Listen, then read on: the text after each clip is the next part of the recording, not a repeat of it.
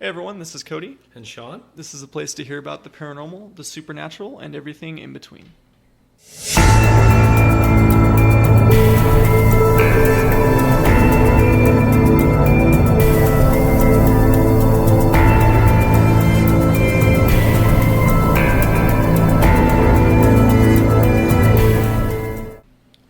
So today's discussion is going to be about protection, cleansing, and then we have a couple stories of private investigations that we've done towards the end of our podcast. So basically, when we go into every investigation, everybody should be doing a protection or a prayer or something in that matter before they go into an investigation, right? It's always best to, I know Sean and I are big believers of crystals. We carry a bunch of crystals with us.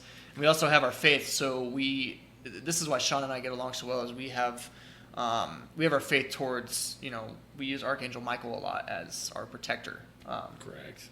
And we've been using that for a while now, right? Yeah. And he, I don't know, he kind of comes in and we feel strong with him, so we feel, that's what our faith is. A lot of people, they do, that there's different religions out there.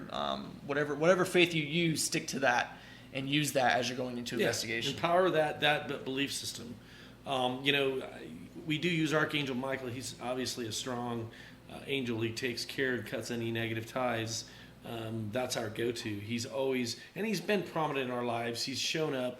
I've seen blue orbs with my own eyes in my room at times, and where I was having the worst times in my life. Well, we've seen that blue orb at that cemetery, remember? Yeah. When we were talking about angels. Yep. And that blue orb appeared.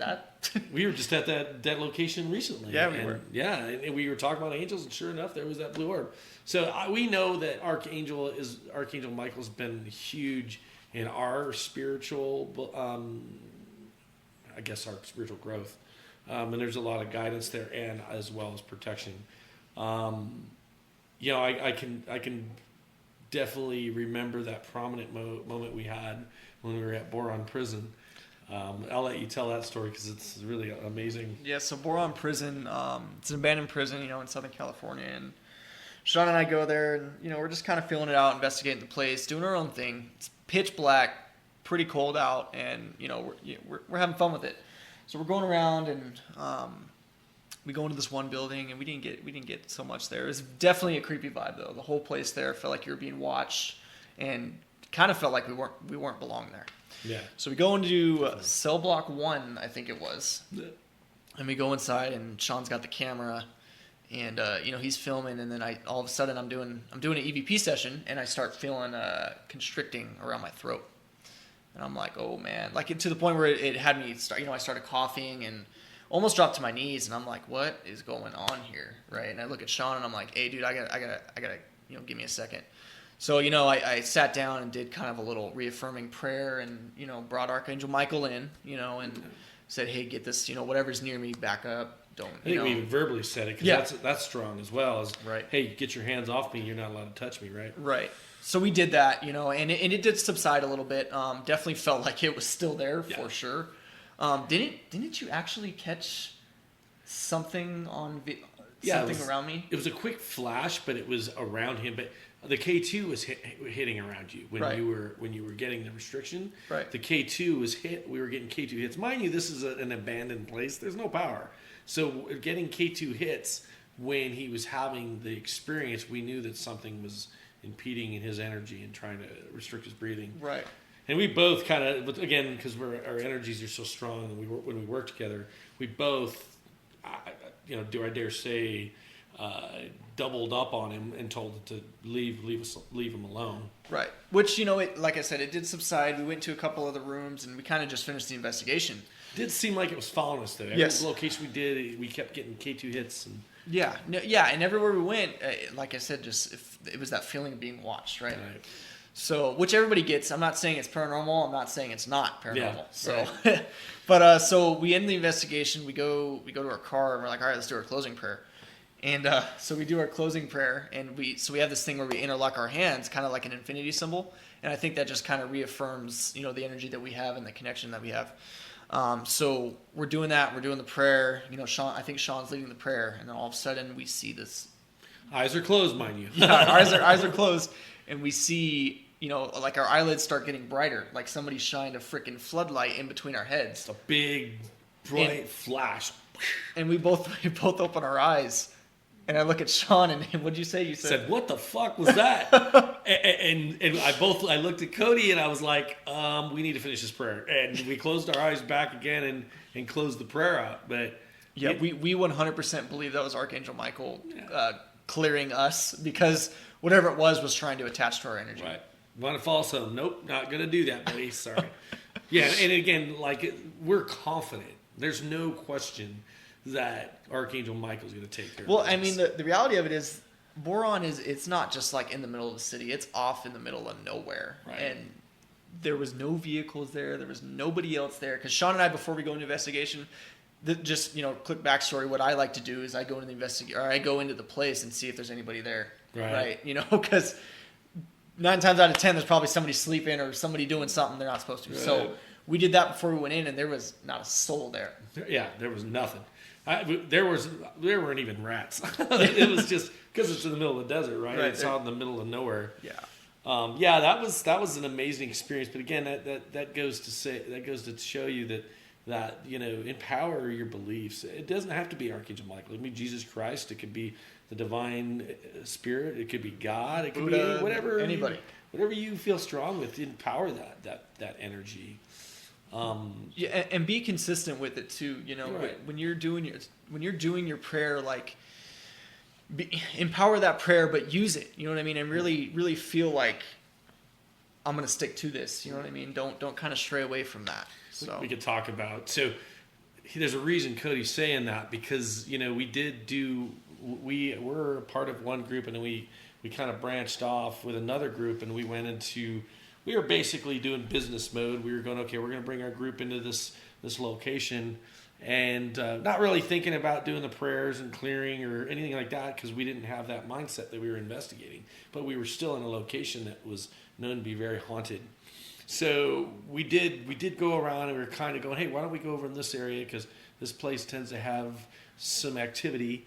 So we stood over there, and all of a sudden I felt this presence around me, and it felt like it was blanketing over me. It wasn't the same feeling I got at another location. It was a feeling of just ill and just negative feeling, and not even really thinking about it. We had our K2. It was actually responding to the K2, but not even really thinking about it. We're like, let's just get out of here, and we left. No closing prayer. No protection, no nothing. Nothing. So several months, I start finding myself really not feeling comfortable, not feeling good. Got into a depression, had rage that I couldn't understand or believe, and I didn't, I couldn't figure out what it was. Excuse me.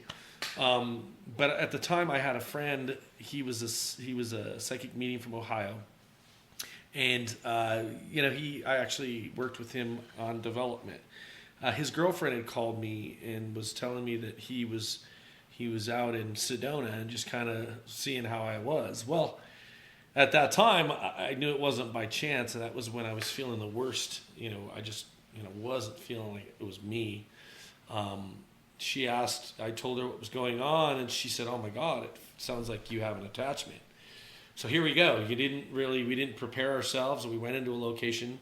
And she goes, I'll get a hold of him and he'll contact you. Well, he called me. He said, "What the hell are you messing around with?"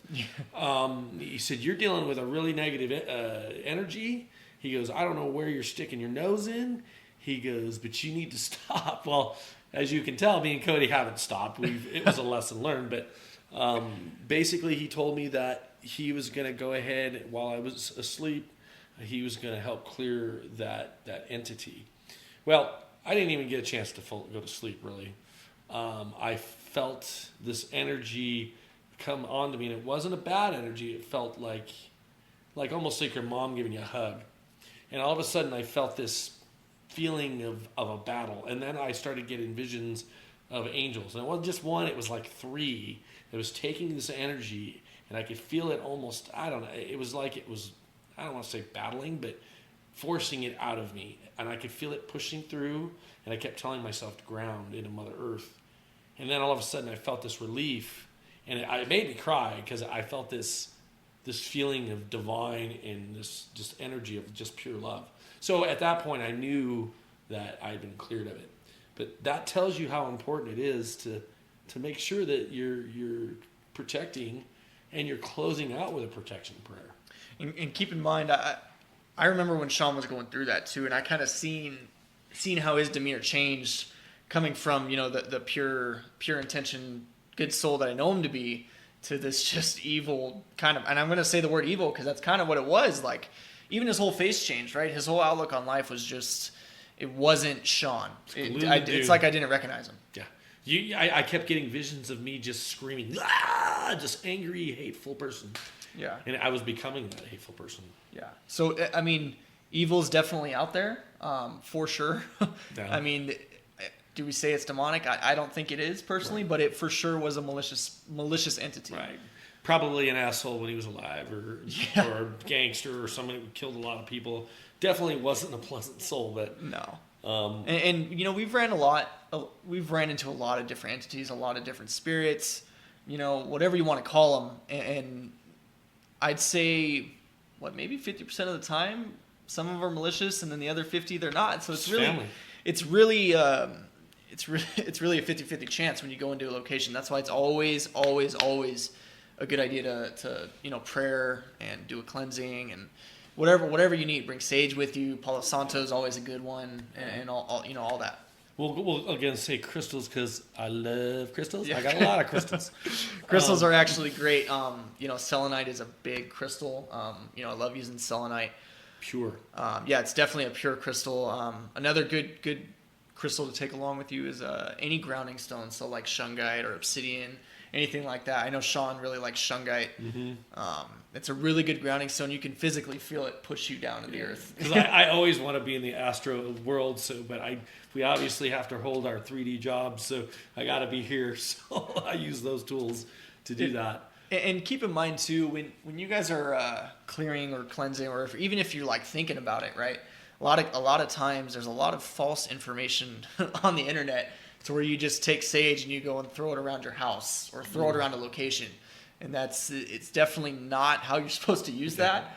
There's definitely what do I dare say, ritual or a method. There's a method to saging a house or clearing a house. And if you need help with that, that's something Sean and I offer. It's on our website. Absolutely. It's on Instagram, so you can definitely check that out. And I kind of want to talk about the one time that I had a family call me, and the son saw something. I had there's a few people where I work understands what I'm about and what I do. They came to me with a concern that their son kept seeing a lot of different energies in his room, as spirits, if you will. And I could already tell when I was talking with them that their son was a very gifted child, and I was happy to hear that they weren't like saying that's not real. It was nice to see that they were encouraging him to, that what he was seeing wasn't necessarily his imagination. So that was a good part of it. But I did feel like there was a lot going on in his home. This boy, he was bringing things in while he was sleeping. Well, we talked a little bit, and after the discussion was over, didn't think anything of it. But a week later, I got a text from him saying that he was concerned, or his son kept seeing a little girl in his room. But today he saw the little girl outside the window at his school. The boy tried to ignore the little girl that was outside the door, and he ended up getting 3 scratches on his belly. Well, I could feel the fear the family had. And again, here we go with faith. All it took was for me to give myself a moment, close my eyes, and I asked for the angels to go help that family. And I got instant confirmation that it was handled. And again, here we go with the faith. And that's something internal I felt and I knew. I felt very confident that was taken care of. Just that energy. But Cody and I ended up, a couple days later? We went to go investigate it, kind of just to check out the place. And there was definitely some stuff that we got. Yeah, multiple energies. There's multiple energies there. However, I didn't get it was malicious. It was more of like a curiosity type of thing. Right. And for sure the little boy was he was gifted, so they were drawn to that. Right. Yeah. So I remember Sean telling me this actually. So we did the investigation, right, and Sean's buddy calls him, and I guess while we were in one of the rooms, that was a different investigation. Was it different? Yeah. You know what I'm talking about, though, yeah, right? that was amazing. Let's close this one out. So we just, because I think this is important, when we do a house clearing, we also talk with the family. The reason we do that is to empower them. We want to help clear an issue, but we also want to empower the individuals that are having the issue so they can do it themselves, because a family brings a lot of love, and that's a lot of strength, and we encourage that. We had the family stand in a circle. Like we coached them and said that this is a great way to intervene and involve the family and bring that love, and they can clear anything that's negative. Now, have you talked to them since? Have you heard anything? Yeah, actually, he still works in the same facility, not the same facility, but for the same company. Have they had any issues? Or? Their son is gifted. They see things all the time. Really? Yeah, they get things on his birthday. There was all these. They were taking video, and there was all these orbs shooting all over the place in the room. It was exciting. It was excitement. It was as if they were singing happy birthday to him. It was as if these energies were excited about it. And they were shooting all over the place while they were singing happy birthday. That is awesome. So yeah, it was kind of a neat deal. So the boy's gifted. We knew that. We sensed that. And he continues to have no issues. They said there's no problems, but definitely the boy's still seeing paranormal. We're still seeing spirits. And see, and that's what it's all about too. Just go back to reaffirming that faith and know that you're a strong individual, right? Yeah. You can do a lot, regardless of what people say. Yeah, you're a spirit in a shell, right? And we're all powerful energies. We all can raise and lower our energy. We all can ask for help. I mean, it's in our own. And again, believing that help will help you. And if not, you give us a call, and we'll help you out, and we'll check it out. Yeah. That's what we do. That's what we do. So with that, guys, basically always remember to go into investigation, clearing, cleansing, bring in that faith, and you'll be fine. Yeah. Sean and I did kind of want to talk about some private investigations that we've done. And interestingly enough, we've only done one private investigation together. The rest of them were separate. Yeah. Right. So you want to tell your story? Sure. So this was my first private case that I went with, and I went with a couple people I'd never really worked with before. There was a lady. She was also one of their psychics. We all showed up probably half a block away from the house just because of parking situation, and we came together and kind of talked. And I noticed that the lady was crying, and I was like, "You okay?" She's like, she couldn't believe the energy that was coming off me. It was causing her eyes to water, and I'm like. My heart's pure, Cody's heart's pure. We're all about doing the right thing, right? It's all about positive. But she was like, she could feel the energy coming off me. Well, anyway, so we got together, and I said, I saw this vision of two ladies, and they both had this raspy voice. It was just a quick flash. I don't know how I got even an actual hearing of them talking, like just heavy smokers. Sure. And it was clear, as a clear vision. As we were walking towards the house, a car comes up beside us, and the woman rolls down her window and says, with her raspy voice, I'm right over, the house down. And I was like, I looked over and I looked at a couple of the investigators, and they just kind of shook their head like, really? So just after I said that, so we walked in and we started getting set up. There was about, I want to say 5 of us. It was funny, we were getting set up, and I look over into the kitchen, and I see 2 women, the exact vision I saw, and they were talking to each other, and they both had raspy smoker voices. So I knew it was going to be a special experience.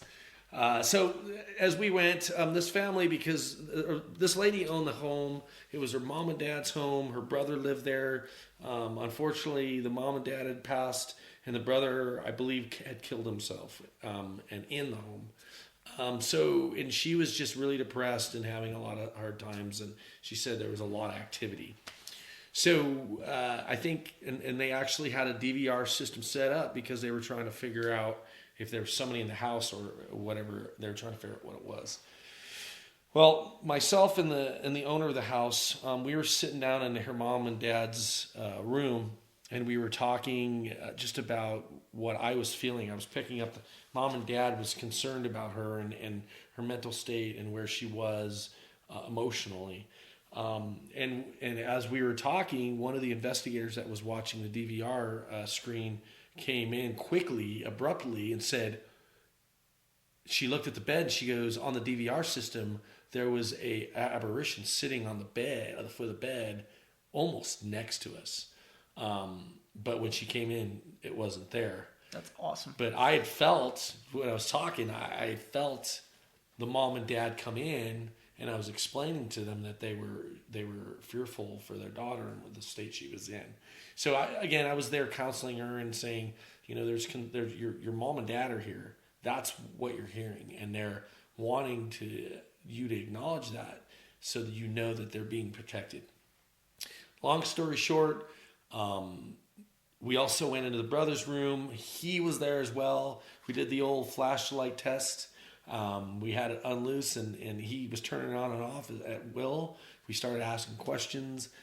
He also said the reason he was there was because he was concerned for his sister.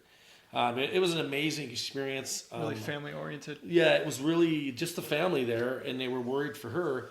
But I think that was one of my really eye-opening experiences, realizing that, holy cow, there's, this gift is clearer than I expected. So it was really neat to just have that experience and understand things the way I did. Right. And when was that in relation to some of the investigations we went on? Was it like during, like with Para, or did we kind of branch off already? We were working with Para. Okay. We were, again, it was kind of like I was still fairly new. I think it was kind of crazy that you weren't a part of it, but it was like, I think I had to work. Yeah, or something you had to work, like that. And they were like, Sean, would you like to go? And again, there was just, I knew it was time for me. It was a great opportunity for me to open up. And it was really early in our development. Yeah. Well, I mean, that's when I went on my private investigation too. I was with Para. There was just 4 of us, we went to this house, and this lady was out of her mind, to say the least. But, so I was interviewing this girl, me and my buddy, and we were interviewing her. And speaking of selenite, which talked about earlier, I brought that along with me. And we were sitting down, and I used selenite as protection. So I sat it next to me on the couch, just kind of sitting there talking to the gal, and she's spilling her story. She's saying, yeah, I see shadow people, I see, demonic entities, I see all kinds of stuff. And in my head, I'm like, oh, you're out of your mind, And I don't mean that in a mean way. I just mean she's thinking way too much. Yeah. Right. Sure. Her mind is getting the best of her. Yeah. So, we start talking more, and I'm like, all right, well, how long has this been going on? And whatnot. She's all, all my life since I was a kid, and, it's affected my relationships and whatnot. Come to find out, she just got out of the loony bin like 2 weeks ago. So she definitely was in a bad spot. Right. Wow. Well, as I'm interviewing this gal, I look over to my right to the crystal, and it broke in half, physically, like straight down the middle. And I don't know if you guys are familiar with selenite, but it has different layers to the crystal, so it's not an easy feat to. That thing was 24 inches. It was right? huge. Yeah, it's like a huge crystal. Several little barbs. Right. Right. So it broke in half, and I look over and I look at my buddy, and I'm like, oh, maybe she's got something here. So. But, needless to say, we affirmed our ground, and we went in with a clear head, and, the lady actually left while we investigated. We were there for like 3 hours. Crickets. We did not get nothing. I mean, nothing. and that's the whole thing, and it probably followed her. But right. The whole thing is we were going to go in skeptical. Like, yeah, absolutely. We're gonna look at all the aspects of it. We're gonna interview the individuals that are having the experience. We did that at Portland on our West Coast trip we took, where we sat down and spoke to the business owners, and that's how we do it. We want to find. We're not in any way counselors, but we are in the line of work where we deal with people often. So we talk with them and kind of see where they are mentally, and then we can evaluate better what's going on in the house, right? And like Sean was saying, we do come in with skepticism in our head because we're not just these two people who are crazy, right? We've had paranormal experiences to lead us to believe that we do believe in spirits and ghosts and etc. So we go in with the mentality of kind of trying to disprove it, right? Right. We disprove the evidence, and then if we get evidence, great. Then we can say, hey, this place is haunted, or hey, you're out of your mind. So we try not to say that to the owners, but so well, we've had a couple of those, right? We had the one private case where the girl was just she was all over the place, and it was funny because again, Cody and I are sensitive. We could feel shifting in energy in different locations, and the group we were with, they didn't really understand. They're investigators. They might have some sensitivity there, but everybody just kind of stood there trying to, what do we tell this lady? And all of a sudden, I started just blah blah. Mind you, I was new in the group, so it was almost divinely guided. I was like, listen, your emotions are all over this house, and I was able to point a location in the hallway. I go, there's a lot of anger and frustration right in this area. I go, do you hang out there when you're frustrated and angry? She's like, yes.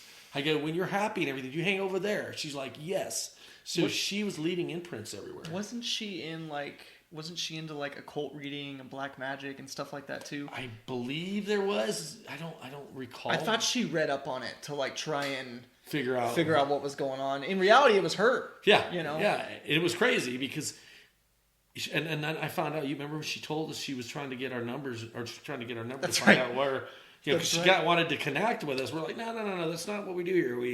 We're here to investigate and clear home, and we're not here to make relationships. And she wanted me to train her and calm her down and teach her how to do practices. I said, hey, meditation's a great thing for you, but I'm not gonna. You need to do that on your own. Absolutely. So no, that's just another experience of us, clearing homes and dealing with all types of people, right? Because that'll probably be another episode for a different podcast. But you can create your own haunting. It's a very real thing. They actually made a lot of movies on it. I won't go into that. That's called the Poltergeist. Yeah. Poltergeist is one of the movies. We'll talk about that on the podcast. Also, The Exorcism. I don't know which exorcism it is, but it's not the Emily Rose. It's a different one. But they all made up their own hauntings, and I don't mean made up like make believe. I mean they physically created their own haunting. Yeah. So. But that's all the time we have for this. We kind of went a little over, but that's great. So, feel free to give us a follow. Thanks, guys. Thanks.